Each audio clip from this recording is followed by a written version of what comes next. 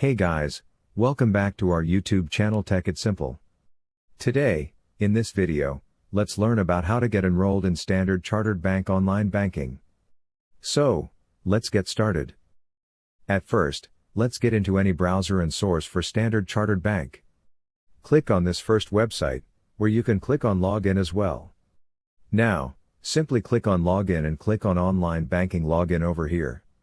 Now, at the bottom, we can see this option called Sign Up for Online Banking, so let's tap on this. Now, you can choose any of the methods to get registered, so let's go for debit card and PIN. We need to accept the terms and conditions here and simply click on Accept. Enter your debit card number and your PIN. Now, we need to simply click on Next.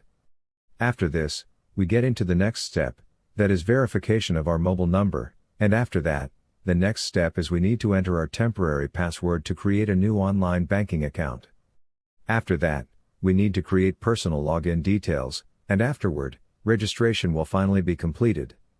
So, after all these 5 steps, we finally get enrolled in Standard Chartered Bank online banking. That is all. I hope you liked the video. Please do like and subscribe. Thanks for watching.